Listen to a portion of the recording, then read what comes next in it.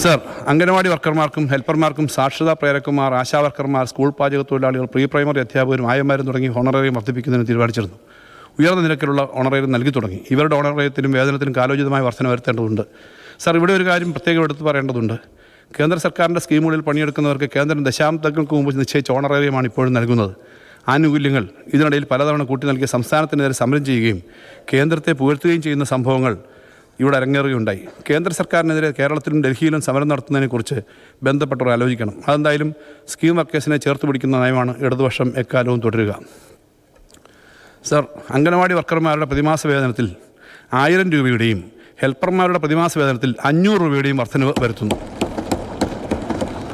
Sir, ASHA വർക്കർമാരുടെ പ്രതിമാസ വേതനത്തിൽ 1000 രൂപയുടെ വർധനവ് വരുത്തുന്നു. പ്രീ പ്രൈമറി അധ്യാപകർ പ്രീ പ്രൈമറി അധ്യാപകരുടെ പ്രതിമാസ വേതനത്തിൽ 1000 രൂപയുടെ വർധനവ് ഏർപ്പെടുത്തുന്നു. സർ, സ്കൂൾ പാചക തൊഴിലാളികൾക്ക് ദിവസവേതന അടിസ്ഥാനത്തിലാണ് സർ നൽകുന്നത്. ദിവസവേതനത്തിൽ 25 രൂപയുടെ വർധനവ് ഏർപ്പെടുത്തുന്നു. സർ, സാക്ഷരതാ പ്രേരകന്മാരുടെ പ്രതിമാസ വേതനത്തിൽ 1000 രൂപയുടെ വർധനവ് ഏർപ്പെടുത്തുന്നു. സർ, ഇതുപോലെ സർക്കാർ ജീവനക്കാരുടെ DAയുടെയും പെൻഷൻകാരുടെയും ക്ഷാമാശ്വാസത്തിൻ്റെയും നിരക്കുകൾ ഉയർത്തിക്കൊണ്ടുള്ള വിജ്ഞാപനവും പുറപ്പെടുവിച്ചിരുന്നു. DA, DR കുടിശ്ശികൾ അനുവദിക്കാൻ കുറച്ച് കാലതാമസം ഉണ്ടായി എന്ന കാര്യം നിഷേധിക്കുന്നില്ല. അത് പരിഹരിക്കാനുള്ള നടപടികൾ സർക്കാർ സ്വീകരിക്കും. ധനകാര്യത്തിലെ പുരോഗതി. സർ, കേരളത്തോടുള്ള കേന്ദ്ര സർക്കാരിൻ്റെ അവഗണന അതിൻ്റെ പാരമ്യത്തിലെത്തിയത് ഈ സർക്കാരിൻ്റെ കാലത്താണ്. അതുകൊണ്ട് തന്നെയാണ് സംസ്ഥാന ഖജനാവിൽ പൂച്ച പെറ്റുകിടക്കും, ട്രഷറി അടച്ചിടും, ശമ്പളം മുടങ്ങും എന്ന പരിഹാസ പ്രവചനങ്ങൾ ഉണ്ടായത്. അത്തരം അപകടം ഒന്നും സംഭവിക്കാത്തത് കണ്ടിട്ടാണ് വികസനക്ഷേമ ചെലവുകൾ വെട്ടിക്കുറച്ചുകൊണ്ടും അമിതമായി കടം വാങ്ങിയുമാണ് കേരളം പിടിച്ചു നിന്നത് എന്ന ആരോപണം വരുന്നത്. പക്ഷേ ഇപ്പോൾ രണ്ട് വാദങ്ങളും ആരും ഉന്നയിക്കുന്നില്ല. കേന്ദ്ര സർക്കാരുമായും മറ്റ് സംസ്ഥാനങ്ങളുമായും താരതമ്യം ചെയ്യുമ്പോൾ കേരളത്തിൻ്റെ കടം ദുർവഹമല്ല എന്ന കാര്യം ഇപ്പോൾ ഏതാണ്ട് എല്ലാവർക്കും വ്യക്തമായിട്ടുണ്ട്. കേരളം കടം കയറി നശിച്ചു എന്ന പ്രചരണം വെളിവുള്ള ആരും ഇപ്പോൾ ഏറ്റെടുക്കുന്നില്ല. എന്നിരുന്നാലും കാര്യങ്ങൾ കുറച്ചുകൂടി വ്യക്തമാകേണ്ടതുണ്ട്. സർ, ആദ്യം കേരളം എങ്ങനെ പിടിച്ചു എന്നത് വ്യക്തമാക്കാം. അതൊരു പരമരഹസ്യമാണ് സർ.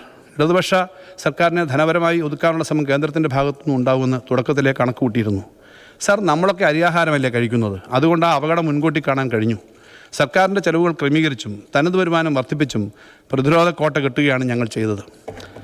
സർ, ഹൃദയം നിറഞ്ഞ സന്തോഷത്തോടെ അഭിമാനത്തോടെ ഈ സഭയെ അറിയിക്കട്ടെ, കഴിഞ്ഞ 5 വർഷക്കാലത്തിൽ ഏകദേശം 1,27,747 കോടി രൂപയുടെ അധിക വരുമാനമാണ് തനത് നികുതി വരുമാനത്തിൻ്റെ കാര്യത്തിൽ നമുക്ക് സൃഷ്ടിക്കാൻ കഴിഞ്ഞത്. ഇത് മൊത്തം തനത് നികുതി വരുമാനത്തിൻ്റെ കണക്കല്ല. തനത് നികുതി വരുമാനത്തിൻ്റെ 1,27,747 കോടി രൂപ അധികമായി പിരിച്ചെടുക്കാൻ കഴിഞ്ഞു. സർ, 2025-26 ധനവർഷത്തെ കണക്കുകൾ അന്തിമമാക്കുമ്പോൾ ഇത് ഇനിയും ഉയരും.